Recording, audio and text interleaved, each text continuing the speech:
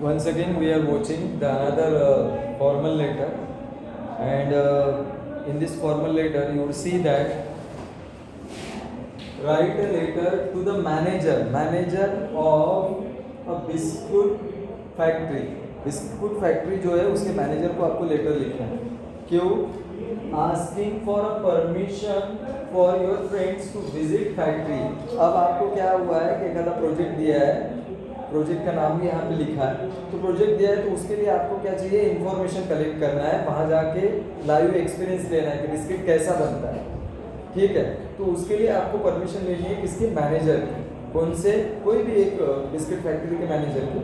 तो हमने यहाँ पे लिखा है, ये पहला तो फर्स्ट एड्रेस, सेंडर्स एड्रेस है, यहाँ आप जो लिख रहे हो लेटर उनका एड्रेस यहाँ पे लिखा हुआ है.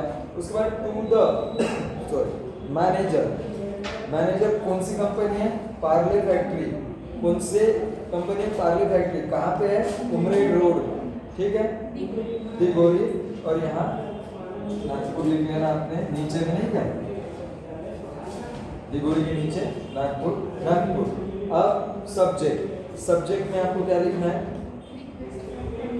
कि काय के लिए आप एप्लीकेशन लिख रहे हैं, लेटर काय के लिए लिख रहे हैं. तो वहाँ पे request for permission to visit the biscuit factory.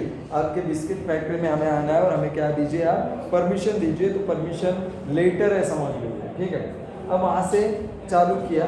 यहाँ से रिस्पेक्टेड सर क्या है? अब वहाँ पे पता नहीं कि लेडीज़ है जेंट्स है, लेकिन रिस्पेक्टेड सर करके लिख लेंगे. अब हमारे स्कूल में प्रिंसिपल मैम है इसलिए मैडम लिखा था अपन, लेकिन बहुत सारी जगह पे क्या होता है सीईओ कौन है, मैनेजर कौन है, पता नहीं रहता. तो उस टाइम पे सिर्फ सर लिखा तो भी चलेगा.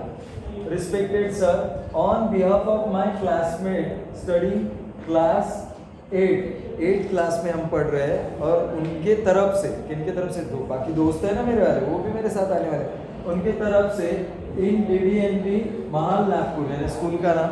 इस स्कूल में पढ़ने वाले इस क्लास के बच्चे आपसे रिक्वेस्ट करते हैं, I am writing this letter to seek, मैं लेटर लिख रहा हूँ टू सीक परमिशन मिलाने के लिए, आपकी परमिशन लेने के लिए. टू सीक यानी नीड, हमें आपकी परमिशन की क्या है? जरूरत है. परमिशन मिलाने के लिए, काय के लिए परमिशन मिलाना है? टू विजिट योर फैक्ट्री, आपके फैक्ट्री में हमको क्या करना है? विजिट करना है. ये क्या हो गया? इंट्रोडक्शन. यहाँ तक हमने सिर्फ पर्पस बताया आने का. अब उसके डिटेलिंग करना है, यानी डिटेल देना है कि क्यों आ रहे. ऐसे फोकट में जाएंगे क्या? नहीं.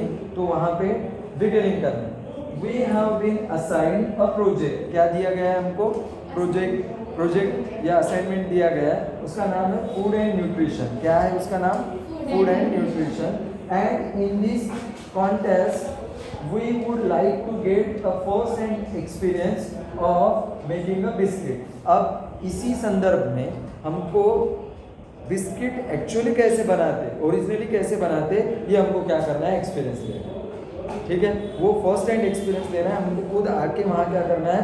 देखना है, चेक करना है कि न्यूट्रिशन जो बोलते हैं पार्ले जी के ऊपर लिखा होता है, बहुत सारी चीज़ें लिखी होती है, सच में उतना है क्या? और वहाँ आने के बाद मशीन्स कैसी है, उतना स्वच्छता का ध्यान रहता है कि हम खाते हैं, तो हमको ध्यान तो रखना पड़ेगा कि सच में फैक्ट्री अच्छी है क्या. तो यहाँ तक आए हम. Experience of making of the biscuit and other items with the respect to the planning of materials and mechanism और टेक्निक यूज. फिर दूसरी चीज़ें भी, जैसे एखादी बिस्किट बनाने वाली फैक्ट्री है तो वहाँ बिस्किट ही थोड़ी ना बनते हैं, बाकी चीज़ें भी बनती है. ब्रेड बनते हैं, टोस्ट बनते हैं, उसके बाद में वो क्या बोलते हैं, वो डोनट बनते हैं, और नमकीन की चीज़ें बनती है. तो फिर ये जानना है कि कैसा कैसा मटेरियल आप उसके लिए इस्तेमाल करते हैं. सॉरी, मैकेनिज्म क्या है, फिर उसको भिगो के रखते कि क्या करते, देखना तो पड़ेगा. ठीक है, समझ में आया? जैसे आप इडली खाते हो तो इडली पट से बनती है क्या? नहीं, वो भिगो के रखना पड़ता है रात में, फिर सवेरे आपकी मम्मी करती है. तो वो मैकेनिज्म कैसा है, क्या क्या होता है, वो देखना है हमको. I am sure you will understand that this visit will fruitfully supplement our project. तो मुझे पता है कि आपका ये जो विजिट है हम जो करेंगे वो हमारे लिए क्या होगी? लाभदायक होगी या प्रॉफिटेबल होगी या फायदेमंद होगी. will fruitfully supplemented our project work and will help us in gaining your useful